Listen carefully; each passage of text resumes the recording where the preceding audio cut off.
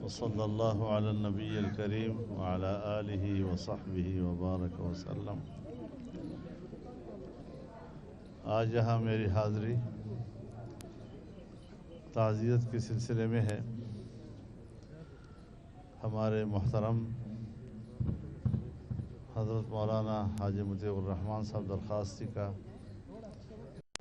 انتقال ہوا، اور ظاہر ہے کہ ان کے انتقال کا صدمہ ہمارے لیے جیسے ایک خاندانی صدمہ ہو، لیکن میری مصروفیات کی وجہ سے میں بروقت یہاں نہیں آ سکا۔ آج اسی تعزیت کے لیے میری حاضری ہوئی ہے۔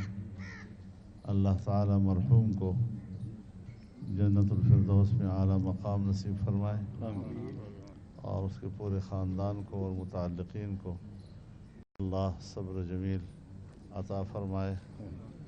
یہ ادارہ حضرت شیخ درخواستی صاحب رحمہ اللہ کا شاہکار ہے، جس کی انہوں نے زندگی بھر خدمت کی۔ اللہ رب العزت اس ادارے کو بھی قائم و دائم رکھے، اور ان کی خدمات جلیلہ کو بھی اللہ تعالی مقام قبولیت عطا فرمائے۔ میڈیا کو میں سب سے پہلے یہ بات عرض کرنا چاہوں گا کہ کل صوبہ خیبر پختونخوا میں جو کچھ حلقے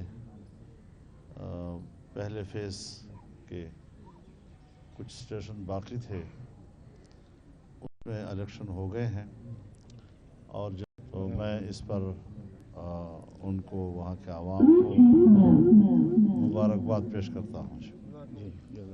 اور جہاں تک ڈیرہ اسماعیل خان کا تعلق ہے، مجھے حیرت ہے اس بات کی کہ 50% پولنگ اسٹیشنوں کے جو نتائج صحیح آئے ہیں، وہاں جمعیت جو ہے وہ لیڈ پر ہے، اور جہاں پر انہوں نے سفید کاغذوں پہ نتائج لکھ کر دیے ہیں، تو 50% پولنگ اسٹیشنوں پر جمعیت کو صرف 7,000 ووٹ دلائے ہیں۔ تو اس سے آپ اندازہ لگائیں کہ کس طریقے سے وہاں سرکاری وسائل استعمال ہوئے۔ 1 ارب 88 کروڑ روپیہ کے منصوبے وہاں پر 2 تحصیلوں میں تقسیم کیے گئے۔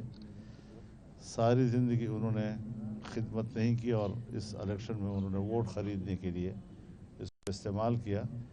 تو ظاہر ہے کہ اگرچہ ہمارا ایک کارکن الیکشن میں حصہ لے رہا تھا، لیکن وہ شاید یہ سمجھ رہے تھے کہ ہم دنیا کو پیغام دیں گے کہ ہم نے فضل الرحمان کا حلقہ جو ہے وہ مار لیا ہے۔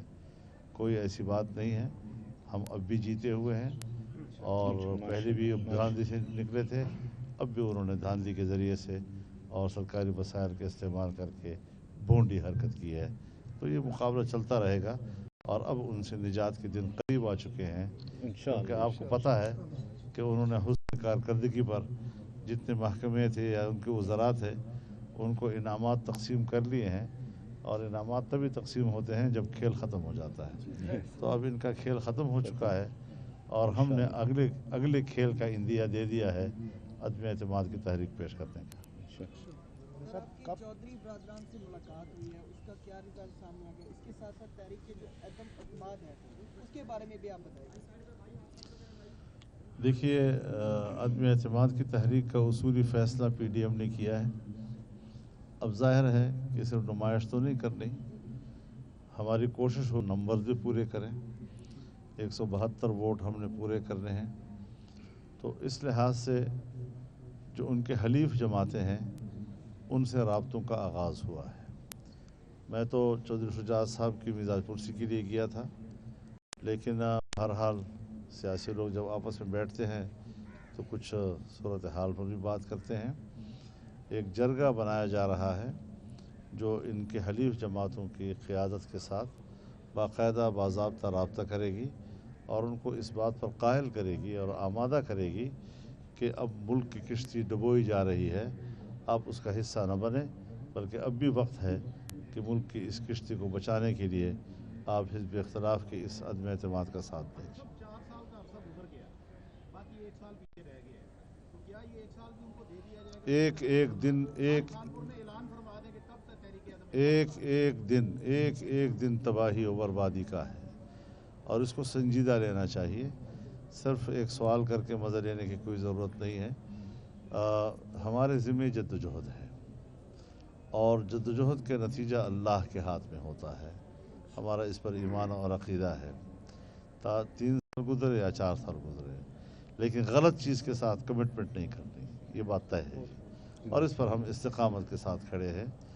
انبیاء کرام نے بھی ہزار سال دعوت دی, تھوڑے سے امتی ملے ان کو, لیکن ان کی جدوجہد تھی, نتائج اللہ کے ہاتھ میں تھے. تو اس طریقے سے عدم اعتماد کی تحریک کے لیے ہم پہلے ہوم ورک کر رہے ہیں. جو ہی ہمارا ہوم ورک ایک سٹیج پر پہنچے گا تو ہم تاریخ کا بھی اعلان کر دیں گے انشاءاللہ. ان کی ملاقات میں کوئی چیز رکاوٹ نہیں ہے, لیکن سردست جو ہے وہ ہسپتال میں بھی ہیں اور ٹیلی فونک رابطہ ہمارا ہوا ہے اور میاں شہباز شریف صاحب کا بھی ان سے رابطہ ہے. تو ظاہر ہے کہ اپوزیشن کی جماعتیں اس وقت انہوں نے ایک مشترک کاز کے لیے قربانی بھی دینی ہوگی, کچھ اختلافات کو نرم بھی کرنا ہوگا تاکہ ایک اپوزیشن جو ہے وہ بھرپور طور پر عدم اعتماد کی تحریک میں کردار ادا کر سکے. آپ کی تحریک عدم اعتماد اگر کامیاب ہوتی ہے تو آپ کا چوائس کون سی ہوگی, کس کو وزیر اعظم بنانا چاہیں گے؟ اگر نہیں ہوتی خدا نہ خواستہ تو پھر آپ کا کیا لائے؟ بھائی میں نے سارے کارڈ آج آپ کو نہیں دکھانے, کچھ آنے والے کوئی بات نہیں ہے, وہ آ جائے گا انشاءاللہ العزیز. جس وقت